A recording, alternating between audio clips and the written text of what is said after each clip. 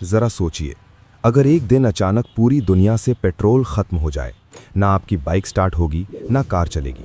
सड़कों पे खड़ी लाखों गाड़ियां बस लोहे का ढेर बन जाएंगी, फैक्ट्रियां बंद हो जाएंगी, ट्रांसपोर्ट रुक जाएगा और हमारी तेज रफ्तार जिंदगी अचानक थम जाएगी। लेकिन क्या आपने कभी सोचा है कि आखिर ये पेट्रोल आता कहाँ से है? क्या ये जमीन के अंदर पहले से तैयार मिलता है या इसे बनाने के पीछे कोई लंबी कहानी छुपी है? आज हम आपको दिखाने वाले हैं पेट्रोल का वो सफर जो करोड़ों साल पहले शुरू हुआ था और आज आपकी गाड़ी के टैंक तक पहुंचता है।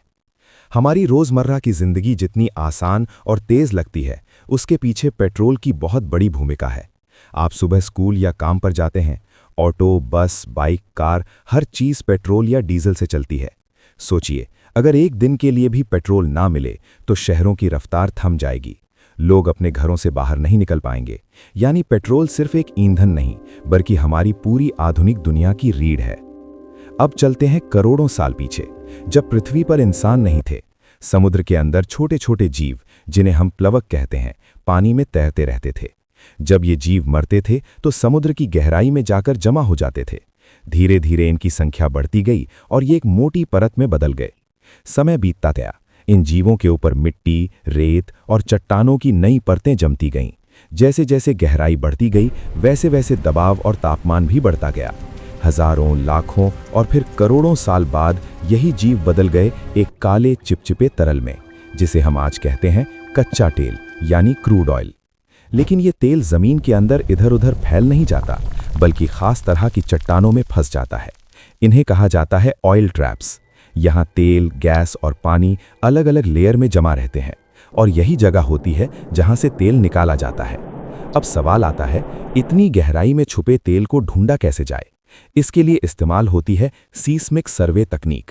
इसमें जमीन पर कंपन पैदा किया जाता है और ये तरंगे जमीन के अंदर जाकर वापस लौटती हैं। इन तरंगों को एनालाइज करके वैज्ञानिक ये पता लगाते हैं कि नीचे तेल है या नहीं। जब डेटा मिल जाता है तो इंजीनियर और वैज्ञानिक मिलकर योजना बनाते हैं, कहाँ ड्रिलिंग करनी है, कितनी गहराई तक जाना है और किस तकनीक का इस्तेमाल करना है। एक छोटी सी गलती करोड़ों का नुकसान कर सकती है। अब शुरू होता है असली काम, ड्रिलिंग। विशाल मशीनें जमीन को धीरे धीरे काटती हैं और हजारों मीटर नीचे तक पहुंचती हैं। ये प्रक्रिया कई दिनों या महीनों तक चल सकती है। जब तेल समुद्र के नीचे होता है तो काम और भी कठिन हो जाता है। तेज लहरें, तूफान और गहराई, इन सब के बीच प्लेटफॉर्म बनाकर ड्रिलिंग की जाती है। तेल मिलने के बाद उसे बाहर निकालना होता है। कभी ये खुद के दबाव से ऊपर आ जाता है, लेकिन ज्यादातर मामलों में मशीनों का सहारा लेना पड़ता है। कभी पानी या गैस डालकर तेल को ऊपर की ओर धकेला जाता है। अब ये कच्चा तेल पाइपलाइन, टैंकर और जहाज़ों के जरिए हजारों किलोमीटर दूर रिफाइनरी तक पहुंचाया जाता है। ये सफ़र भी आसान नहीं होता। हर कदम पर सुरक्षा का ध्यान रखा जाता है। रिफाइनरी में पहुंचते ही कच्चे तेल को साफ किया जाता है। फिर इसे अलग अलग हिस्सों में बांटने की प्रक्रिया शुरू होती है।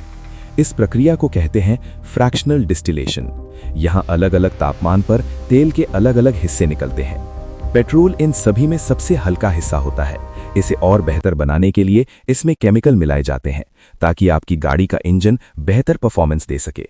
लेकिन एक सच्चाई ये भी है कि पेट्रोल हमेशा के लिए नहीं है और इसका ज्यादा इस्तेमाल हमारी धरती के लिए खतरा बनता जा रहा है। इसलिए अब दुनिया बढ़ रही है एक नए भविष्य की ओर, जहां ऊर्जा साफ होगी और पर्यावरण सुरक्षित। अगर आपको ये सफर पसंद आया तो लाइक करें, शेयर करें और ऐसे ही ज्ञानवर्धक वीडियो के लिए चैनल को सब्सक्राइब जरूर करें।